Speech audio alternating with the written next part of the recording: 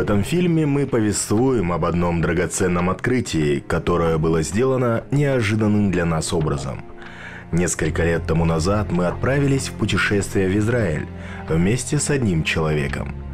Нашим гидом был еврейский парень, который в совершенстве владел арабским и русским языками. Мы посмотрели все святые исторические места вокруг Дамаска. Но в последний день поездки наш гид сообщил нам неприятную новость. Оказалось, что мы не сможем посетить гробницу пророка Моисея, потому что она находится на территории Палестины, и евреям въезд туда воспрещен. Все мы начали уговаривать нашего гида. Сначала он согласился проехаться поближе к гробнице и показать ее снаружи. Я настаивал на своем, я должен поехать туда во что бы то ни стало, иначе я не вернусь. В этой поездке я должен посетить гробницы всех пророков. Но они боялись, потому что палестинцы могли применить к нам оружие. Нас не впустят, наши отношения напряженные, говорил гид. Но я сказал, я мусульманин, они тоже мусульмане. Я иду к ним. Но этот пророк ваш, пророк Моисей.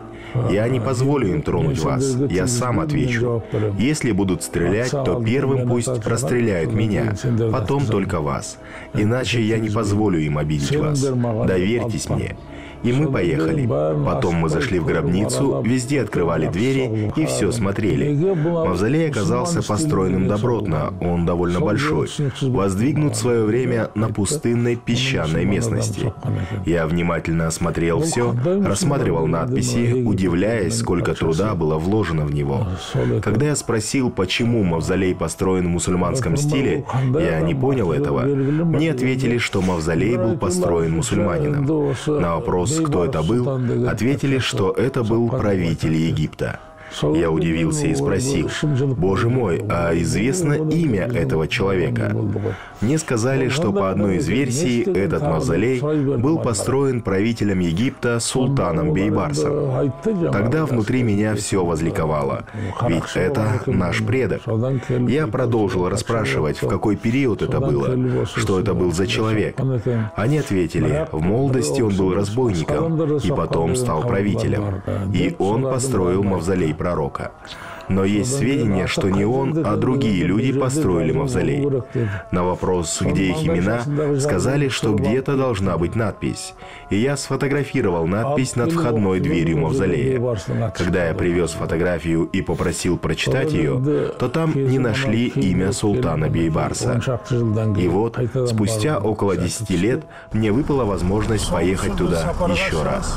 Мы организовали поездку с этой целью и выехали из Иерусалима в сторону Мертвого моря.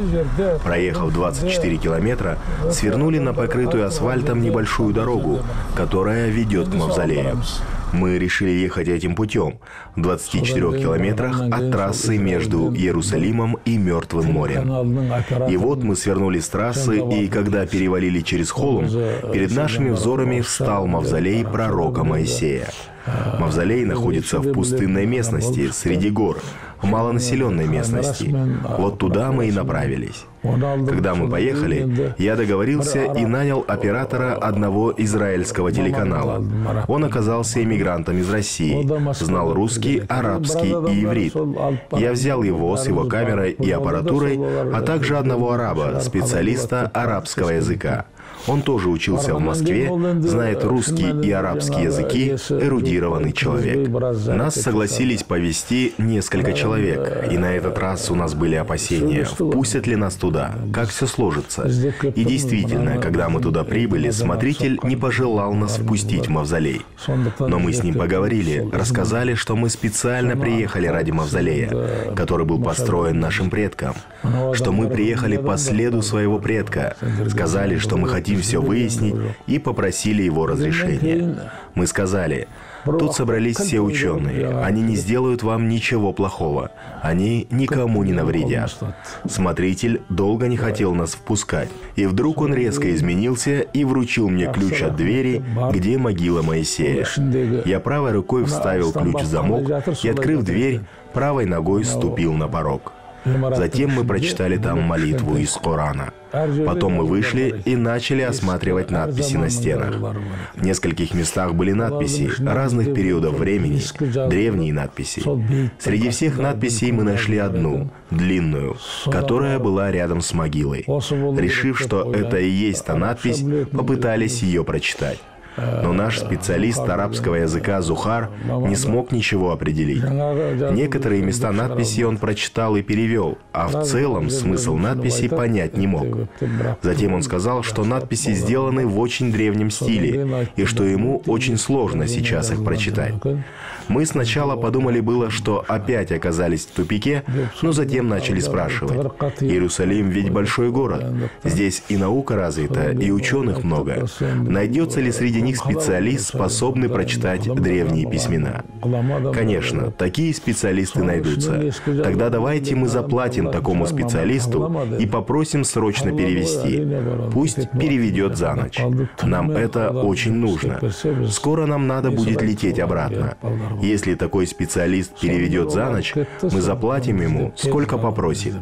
И он уехал на поиски такого ученого, специалиста. Надписи были переведены за ночь, и нам утром принесли перевод. Когда же мы прочитали, что было написано, и поняли смысл, то надписи оказались тем, что мы и искали. До этого нам говорили, что мавзолей был построен Салахиддином, кем-то другим. Были разные разговоры. Но теперь этим разговорам пришел конец, потому что в надписях было имя только одного человека – Султана Бейбарса. Оказалось, что мавзолей построил Султан Бейбарс. Было только его имя. Эта надпись была прочитана и смысл раскрыт. В этом документе ясно указан год, имя человека и имя того, кто сделал эту надпись. Там написано, что надпись сделана в стиле Сулус того времени. Но нам ее перевели ученые. Эти ученые переписали письмена на современный лад. Мы привезли этот текст и совместными усилиями обучавшихся в арабских странах, Иране, квалифицированных специалистов, организовав их, перевели на казахский язык. И действительно, мечети строят люди, уверовавшие в Аллаха и судный день. Коран, 18 аят, суры Таубе. Строительство этого священного мавзолея пророка Моисея началось по приказу султана Бейбарса. Султан ислама и мусульман, помощник пророков и мусульман, слуга дворцов, основатель Фарах Дамаска. Султан, применивший хитрости кафиров против них же самих, наследник правителей, султан арабов, тюрков и других народов. Искандер своего времени, хранитель Корана, защитник ислама, борец за справедливость, слуга двоих харам-шарифов, повелитель халифата. Аллах сделал его правление достойным. После совершения хаджа он стал защитником султанов. Пусть Аллах возвысит его душу, борец за справедливость, флагман этого мира, опора мира и религии. Написал Мухаммед бин Рихал. Да простит его Аллах. Эта надпись была написана в каллиграфическом стиле Сулус. Их ученые говорят, эта личность еще недостаточно изучена. Надо его изучать, потому что он в этих краях многое сделал. После смерти пророка Моисея похоронили на берегу реки Иордан. Это место сейчас является территорией государства Иордания и находится в 50 километрах от места, куда мы ездили. В те времена, видимо, река Иордан была полноводной, и пришло время наводнения. Таким образом, появляется опасность, что могила пророка будет смыта водой. Когда вода начала прибывать, его друг, современник, раскапывает могилу, очищает останки, загружает на верблюда и, намереваясь перезахоронить на возвышенности, где могила не будет смыта, выбирает это место. Он похоронил там и поставил какой-то знак. Но на строительство чего-то большего у него не было средств. Такие были времена, что только правители могли такое себе позволить. С тех пор, когда жил пророк Моисей, прошло около 4000 лет, а мавзолей был воздвигнут в 1267 году. Вот таким образом мы нашли мавзолей пророка Моисея, узнали историю его создания. Это большая радость для нашего народа.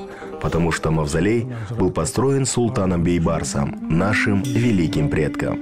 Это большое счастье для нас. Султан Бейбарс жил в 13 веке, правил Египтом и Сирией 17 лет. За воинские подвиги народ прозвал его «Отцом Побед». Египетский историк XIV века Аль-Айни в своем труде «Игду аль-Джуман фи тарих Ахл аль-Азман» «Жемчужное ожерелье о жителях времени» сообщает: Бейбарс бин Абдулла по происхождению кыпчак. Также считается, что он происходил из рода Бериш, обитавшего при Каспийских степях.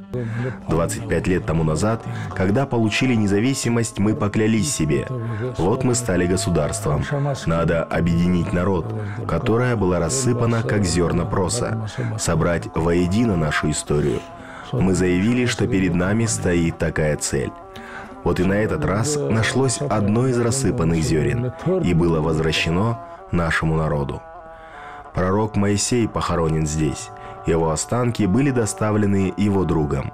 Вследствие того, что изначальная могила была затоплена водой, его друг перезахоронил его здесь. Принес его останки, помыл их, прочитал заупокойную молитву и попытался соорудить гробницу. Но у него не было возможности соорудить мавзолей. Помог ему мусульманин. Доброе дело возвысило его. Вот кажется, что к этим словам истины добавить нечего.